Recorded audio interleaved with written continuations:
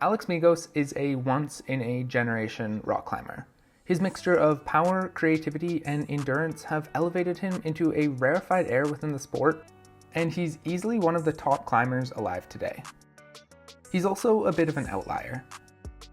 As the sport shifts and more focus turns towards indoor, parkour-based routes, Megos has always stayed true to his outdoor ways.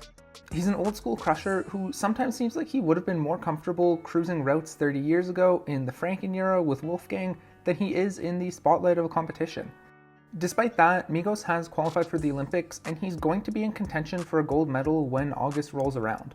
Although I wouldn't necessarily call him a favorite, and I don't think he's as well adapted to the indoor setting as some of his competitors, there's a path for him to win it all. If the sets are right, if the bracket works out, and if he climbs as well as we know he can. This is Alex Megos' one shot at gold. The climbing Olympics are broken down into 3 categories: speed, lead, and bouldering. Athletes are given ranking points based on their placement in these categories, and their ranking points are then multiplied together to arrive at their final score. The climber with the lowest score wins the gold medal. To win in this combined format, a climber needs to either be good at all 3 events or dominant in at least 2 of them, and I think it's safe to say which one of those categories Megos falls into. His speed climbing is, no offense to him, pretty bad for a world-class climber. His fastest recorded time is around 7.5 seconds, which puts him roughly on par with Adam Ondra and Jakob Schubert, both of who are traditionalists with very little speed climbing acumen. He's about 2 seconds slower than the fastest climbers in the finals are going to be. When you watch him en route, it's clear that his main weakness is just a lack of practice. He doesn't have the familiarity that he needs to fly up the wall like other top-level speed climbers can. There are also some issues with his explosiveness, but I would say it's mostly a lack of muscle memory and less a lack of strength. The thing about Megos is that I think he could be really good at speed climbing. He's got the frame and the build for it, and you can tell from watching him train that he has insane explosiveness. And I think if he put in 9 months of work before Tokyo, he could build up the power and familiarity that he would need to be decently competitive in this event. With Alex though, it just doesn't look like he wants to. This kind of goes back to what I was saying about him being a little more old-fashioned than everyone else on the circuit.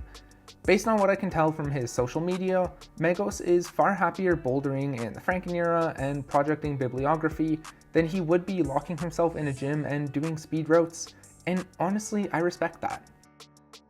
As admirable as his traditionalism is though, it's going to impact his score. At this point, I think it's fair to say that the highest Megos could expect to finish in speed is 6th, although there's a fair chance he'll end up being 8th. Thankfully for him though, the latter 2 events are where he's strongest, and they are where he's really going to have an opportunity to shine. First, let's talk about bouldering. Megos doesn't have a ton of indoor bouldering on his resume, but he's shown some flashes of brilliance in the few competitions where he has made an appearance.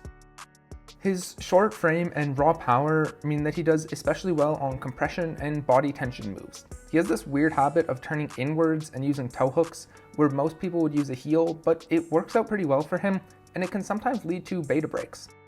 He didn't get the top here, but this was still a cool move to try, and it's one that not many other climbers saw. Here's Megos on a route at the 2017 Munich World Cup, which was actually his first appearance on the professional bouldering stage. Locking in this thumb press was pure core strength, and Megos was the first climber to do so. He's also short, flexible, and creative enough to do really well on slab. These clips show that while Megos isn't as comfortable on plastic as some other climbers, his strength and fundamental climbing ability are often enough to make it work. Coordination moves still obviously aren't the most comfortable for him, but he's gotten a lot better at them in recent years. Where Megos really excels though is in routes involving pure power.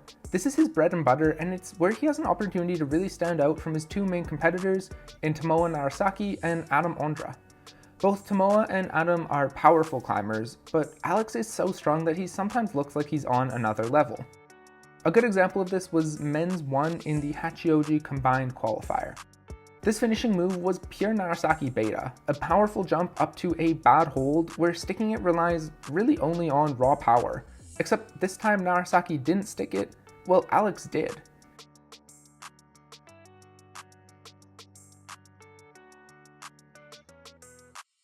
Even on problem 4, Alex looked a lot more comfortable on these bad holds and big moves than Tomoa did.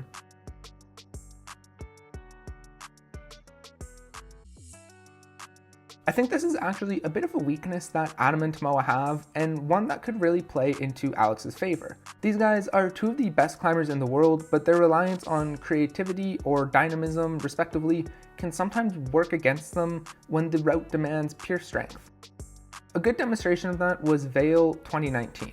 On the final boulder, athletes were faced with this awful undercling smear combo, and there was nothing really to do but crimp down with the right hand and pull yourself in. You can see Adam trying a variety of knee bars and heel hooks, none of which work.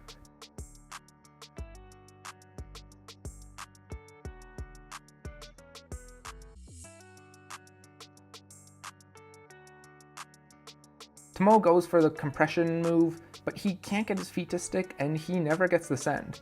In the end, it's Yoshi Yukiogata who comes along and flashes it. You can see that he doesn't do anything differently from Adam or Tomoa, he just holds on more.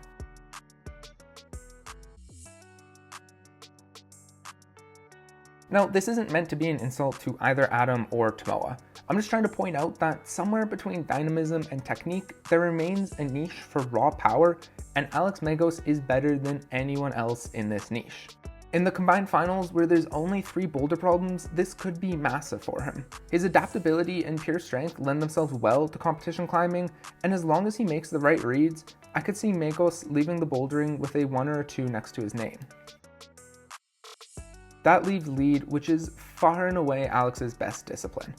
His natural power and endurance give him a massive advantage over almost every other climber on the circuit, and he has a good shot at placing first in this discipline. Alex is still adapting to indoor climbing, which can sometimes lead to creative beta, but he's mostly strong enough to cheat his way through sequences that he doesn't quite read right. He's also gotten a lot better in his decision making in recent years. In Chamonix 2019, he climbed the route almost perfectly, and it was just a foot slip that cost him from competing for first place. Megos has a really interesting style when he lead climbs. He likes to keep his feet low, relying mostly on his finger strength to move through sequences.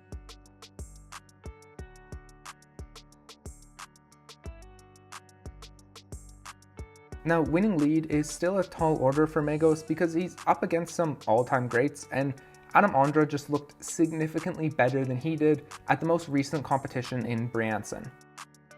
However, Alex barely trained for that competition, and he was just coming off his ascent of bibliography, whereas Ondra had been putting in a lot of work in the gym. We've seen several competitions where these two have gone head to head and have been almost identical in their high points, and on any given day, it could be Megos who takes first place in lead. So, unless he takes a massive leap in speed climbing, which I really don't see him doing, Megos is going to need to shine in both bouldering and lead to have a shot at winning gold in the Olympics. He's had flashes of brilliance in the past, and he looked almost unstoppable in the Hachioji combined final until one of his pulleys popped out.